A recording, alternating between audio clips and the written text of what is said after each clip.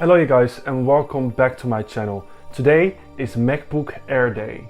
We're going to unbox and review the first 3 generations of MacBook Airs. I always had a weak spot for the MacBook Air, but I never actually got the chance to buy one of those because I used the MacBook Pro for my video editing. So I never actually had one until I started my collection, and now I have several.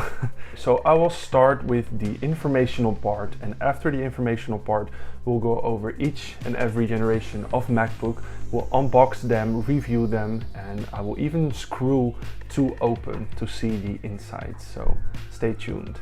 Announced in January of 2008, Apple released their thinnest MacBook yet, the MacBook Air. They charged you $1,799 for the entry-level model, which I have over here, which is around $2,285 today. The MacBook Air was a high-end, ultra-portable system because it was so small and light.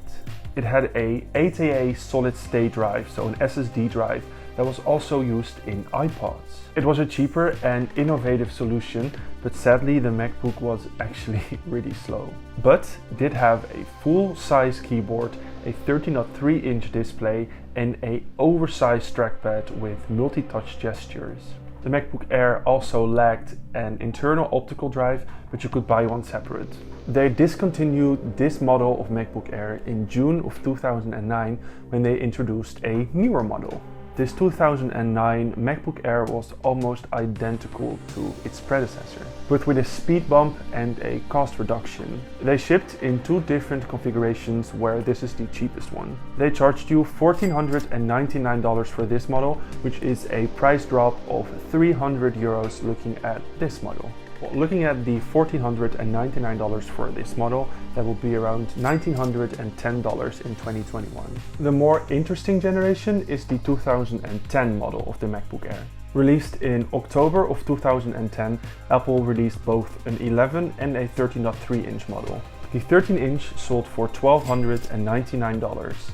which is around $1,630 in today's money. They improved the design, the battery, added an extra USB port, and many more things. Also a good thing for photographers and video editors, they added an SD card slot, but only in the 13-inch models.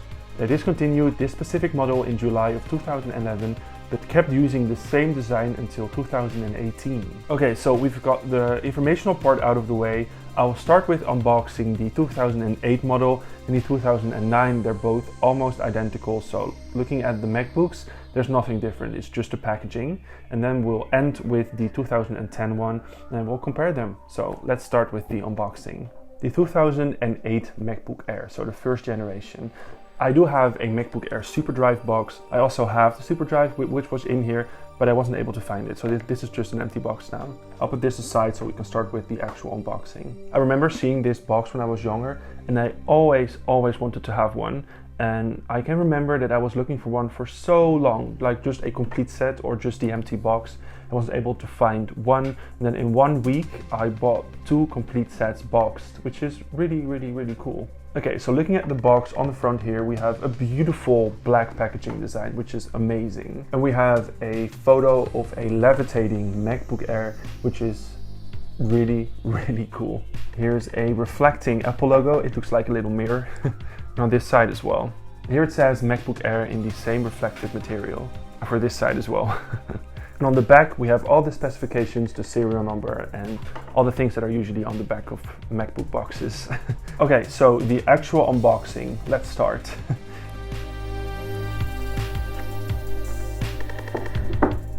And here we have the beautiful laptop. It is really used, but it's also a really old laptop, so that is okay.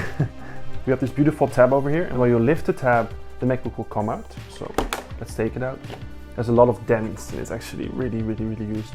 I saved this MacBook because it had a blown up battery, so I replaced the battery and I fixed it up so it would work again, which is really cool. Let's put this aside. Next up, we have the informational package that's in here, so let's unbox this. In here we have the Everything Else package that usually came with products from this time. In here is our Everything Mac booklet, which explains everything about the MacBook, so sort of a manual. and the original CDs to reinstall the MacBook. We also have some other booklets and the Apple stickers. Next up we have the power cord, which is here. And last but not least, the MagSafe adapter. Okay, so I'll put all the accessories back in the box. I'll keep the MacBook laying here, and let's get the 2009 model. Okay, so next up we have the 2009 MacBook Air, and as you can see, the packaging is completely different. And that's why I included this version in this unboxing, because but looking at the MacBook itself, so like the whole design, it's completely the same. But I really wanted to include this box in here. So it says MacBook Air 13-inch LED backlit widescreen notebook with a beautiful image of the flat laying MacBook here as well. It really shows off its thinness for that time because it was still a really thin laptop. Here it says iLife, so it came with iPhoto, iMovie and GarageBand and iWeb. I forgot about iWeb though. Cool. And it also knows that it has a precise aluminium enclosure, which is true. It is a really nice laptop. On this side we only have the grey plain Apple logo, which was widely used by Apple in 2009. On the back we have a beautiful image of the MacBook Air opened with the famous background, and it looks amazing. On the bottom we have the serial number and some of the specs, and on the top as well. Okay, so let's unbox this MacBook.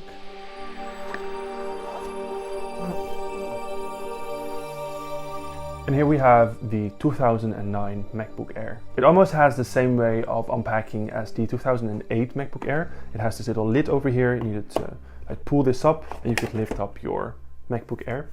And as I said, they're almost identical. It's like almost the same laptop. In here we have the everything else package with sadly only the CDs. We also have the dock head power adapter and the MagSafe power cord. Okay, so I will put everything back in the box and then we'll get the 2010 MacBook Air. The 2010 MacBook Air. If you look at the box, they actually have a mix from both the first and second generation box. It has black, but it also has white, which is really cool. So let's go over the box first. Here we have a beautiful side view of the MacBook Air. It's really big. I really like this picture. It's really detailed, you know. And here we have one of the reflecting Apple logos again, on this side as well. Here it says MacBook Air. And also on this side. On the back we have our regular specifications, our serial number and all those things. Let's unbox this.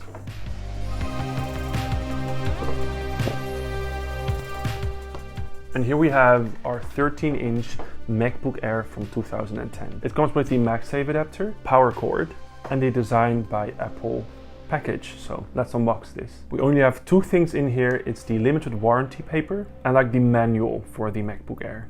Again, I'll put everything back in its boxes and let's go back to reviewing the MacBooks. Okay, so in front of us we have the first 3 generations of MacBook Air, so let's open them up. The 2008, the 2009,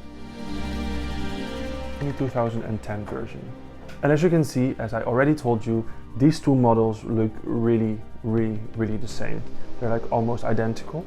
And when you look back at the 2010 model, it's completely different. It does still look the same, but all of its features has been changed. So let's look at the differences. As you can see from the start, the 2010 model is thinner.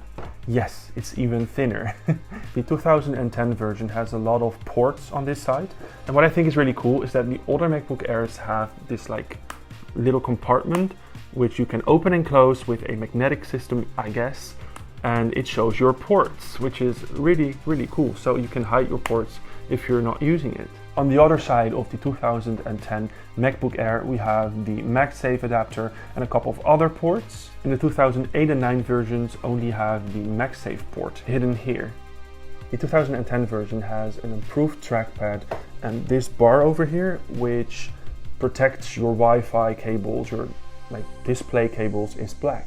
The 2008 and 9 versions, however, they still have a clickable part on the trackpad and they also have a gray cover right over here. I think it's called clutch cover.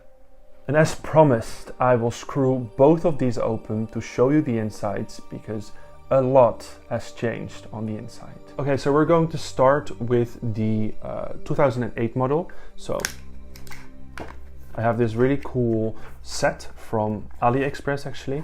It was extremely cheap and I love it. If you're interested in the set and I can still find the set, I will link it below in the description. I also have a magnetic screw pad over here where I will place the screws in the right order.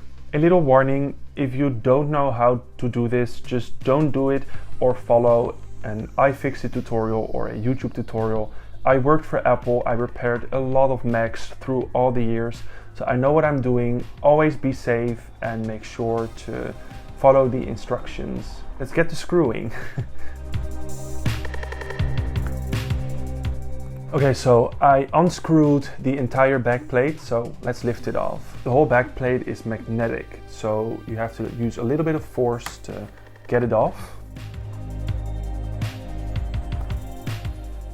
Here it is. Always make sure to unplug the battery, which I did. On to the next one.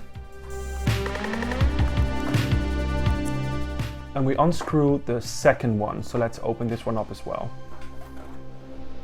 Unplug the battery. And now we can look at them safely. Well, looking at both of the MacBooks, you see a really big difference. Looking at everything, the battery, the whole structure, the motherboard, the I/O board, which this one doesn't have, just it's completely different. And it's really cool to see such a difference up close, because this is just a 2-year time frame, which is not that long, and just look at what they've done. It's crazy.